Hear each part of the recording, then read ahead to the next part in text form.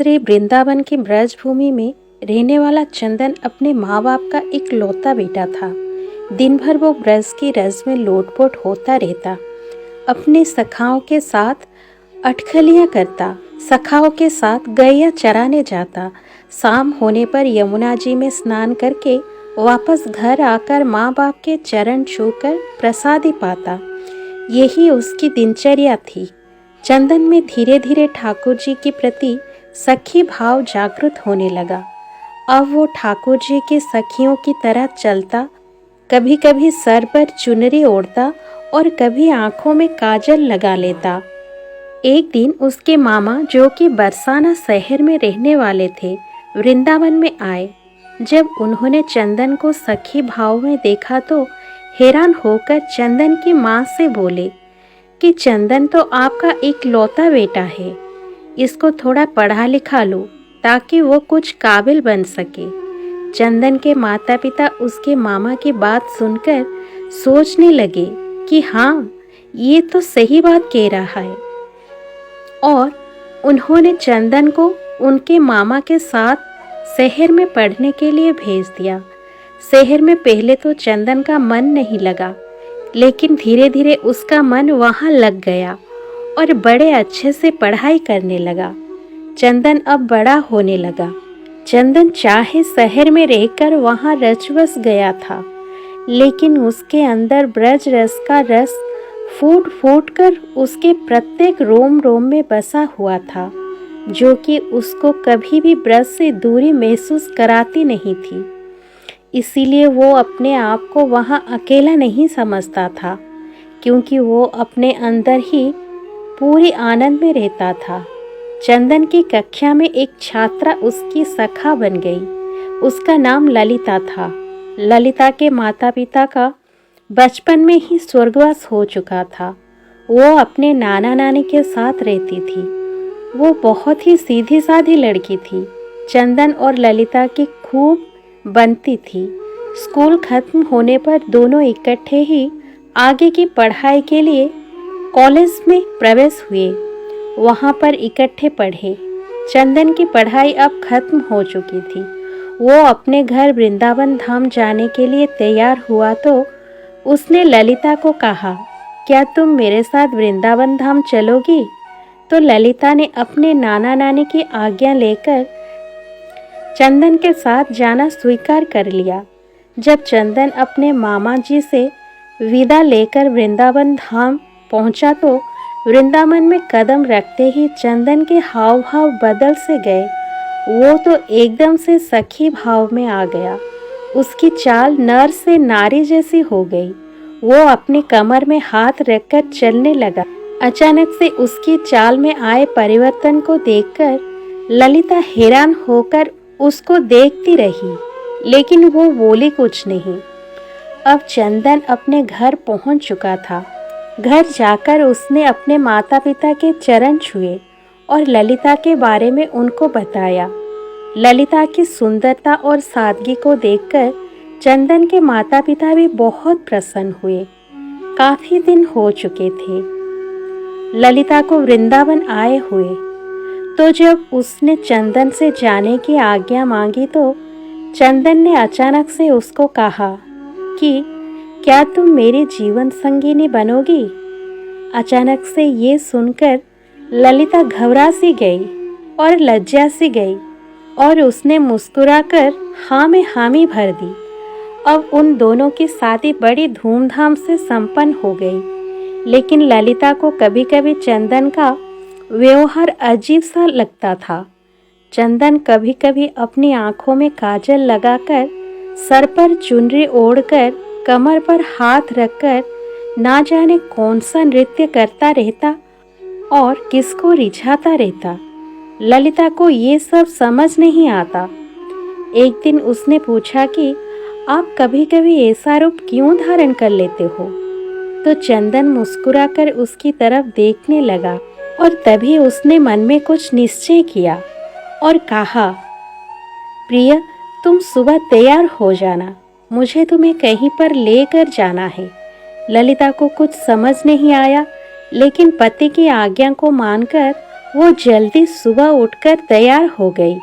चंदन उसको बरसाना धाम ले गया और किशोरी जी के निज महल में जाकर उसने अपना पाँव में घुंघरू बांधकर, आंखों में काजल लगाकर, कमर पर चुनरी बांधकर नृत्य करना शुरू कर दिया। ललिता उसको देखकर हैरान हो रही थी कि अचानक से चंदन को क्या हो गया है।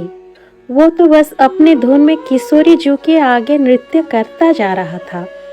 उसका नृत्य इतना मंत्रमुग्ध करने वाला था कि वहां पर आए सभी भक्तजन ठिठक कर उसके नृत्य का आनंद ले रहे थे। बाहर से कभी कभी हवा का एक झोंका आकर चंदन के नृत्य का आनंद ले जाता था और कभी कभी सूरज की किरणें अंदर आकर चंदन के पैरों में बजते नुपुर से निकाले राधे राधे की ध्वनि को सुनकर आनंदित हो जाती। जब चंदन थोड़ा शांत हुआ तो उसने ललिता को बताया कि ये हमारे लाडले सरकार हैं, इनको नमन करो। ललिता को तब भी कुछ समझ न आया। वो अभी भी असमंजस में थी। किशोरी जी को प्रणाम करके वो वापस वृंदावन आ गए। दूसरी ओर उसी शाम ठाकुर जी और किशोरी जी यमुना जी में नौका विहार करने के लिए निकले। नौका बहुत ही सुंदर तरीके से सजी हुई थी। नौके में चारों ओर कमल और मोगरे का फूल लगे हुए थे। नौका में ठाकुर जी और किशोरी जी आमने सामने बैठकर एक दूसरे के रूप रस का पान कर रहे थे और उनके पीछे बैठी एक सखी हाथ में पतवार लेकर नौका को चला रही थी। तभी अचानक से सखी के हाथ से पतवार छूटकर यमुना में चली गई और वो घबरा सी गई और घबराहट के कारण वो अपने पैरों के नाखूनों से नौका की भूमि को कुरेदने लगी। तभी अचानक से ठाकुर जी का ध्यान पीछे बैठी सखी पर पड़ा और बोले, अरे सखी, इतनी घबराई हुई क्यों हो?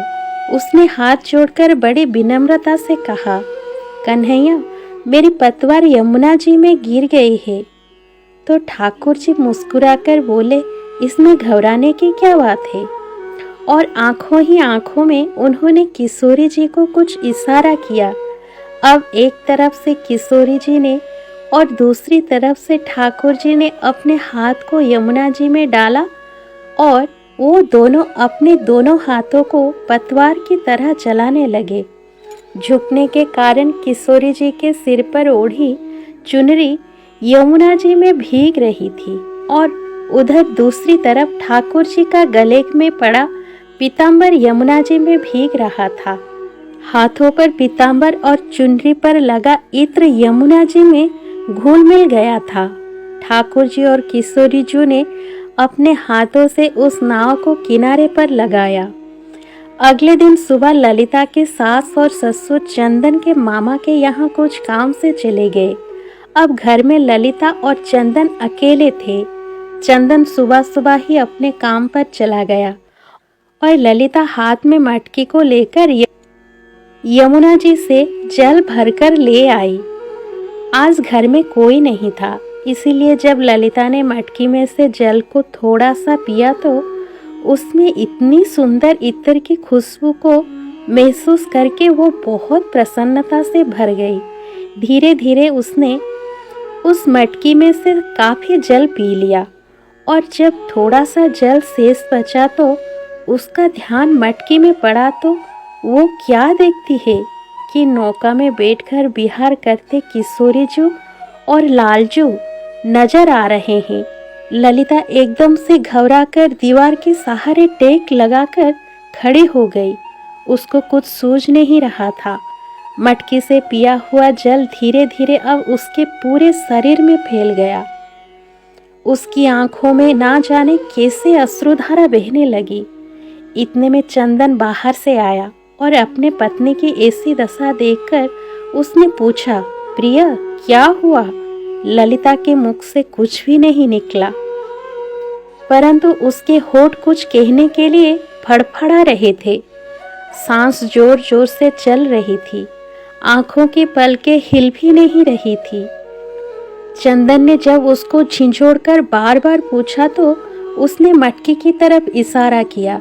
चंदन ने जब मटकी की तरफ देखा तो उसको भी मटकी में ठाकुर जी और किशोरी जी की नौका विहार की छवि दिखाई दी और वो झूम झूम कर नाचने लगा और ललिता को पकड़कर उसने खींचकर जोर से अपने अंक में भर लिया और कहने लगा, अरे प्रिय, आज तुझे ब्रज ने स्वीकार कर लिया है। आज तुझे मेरे श्यामा श्यामजू ने स्वीकार कर लिया है। ललिता कुछ समझ नहीं पा रही थी और चंदन की तरफ देखी जा रही थी। तो चंदन ने उसको समझाते हुए कहा कि तुम्हारे कोई पुण्य कर्म थे जो तुझे ब्रज में कदम रखने का सौभाग्य प्राप्त हुआ। ब्रज में कदम रखकर तुम्हें सुख प्राप्त हो रहा था, लेकिन उस सुख को आनंद में बदलने के लिए तुझे किशोरी जी की आज्ञा की प्राप्ति जरूरी थी। इसीलिए मैं तुझे बरसाना धाम ले गया ताकि तुझे भी वहां पर किशोरी जी का आशीर्वाद प्राप्त हो सके। ये उन्हीं की कृपा प्राप्ति है जो आज तुम्हें ठाकुर जी और किशोरी जी के नौका विहार के दर्शन इस मटकी में प्राप्त हुए हैं, क्योंकि आज तुझे ठाकुर जी और किशोरी जी ने अपना लिया है। जो यमुना जी का जल धीरे धीरे उसके शरीर में प्रवेश हुआ था, वो ठाकुर और किशोरी जी की कृपा की छलनी से उसके पाप नीचे बैठ गए थे और अब उसके पुण्य कर्म ऊपर थे। इसीलिए ललिता को इस आनंद की प्राप्ति हो चुकी थी। ब्रज में तो हर कोई आता जाता रहता है और उसको सुख की प्राप्ति होती रहती है, लेकिन जिस पर ठाकुर जी और किशोरी जी की कृपा हो उसको सुख के साथ साथ ठाकुर जी के आनंद की भी प्राप्ति होती है। इसीलिए हमें ठाकुर जी के मीठे आनंद को अपने रोम रोम प्रवेश करा के उस आनंद से प्राप्त प्रेम की मृग तृष्णा को इतना बढ़ाना चाहिए कि वो प्रेम आंखों में निकलने वाले नमकीन अश्रुओं के द्वारा बहकर ठाकुर जी और किशोरी जी की मीठी कृपा से सरोवर बन सके। धन्यवाद। आज की ब्रज की ये सच्ची घटना सुनकर आपके मन में भक्ति का भाव जरूर जागृत हो गया होगा। मिलते हैं ऐसे ही एक सुंदर और सच्ची कथा के साथ अगले वीडियो में। तब तक जुड़े रहिए हमारे साथ और सुनते रहें अनमोल कथाएं। राधे राधे। जय श्री कृष्ण।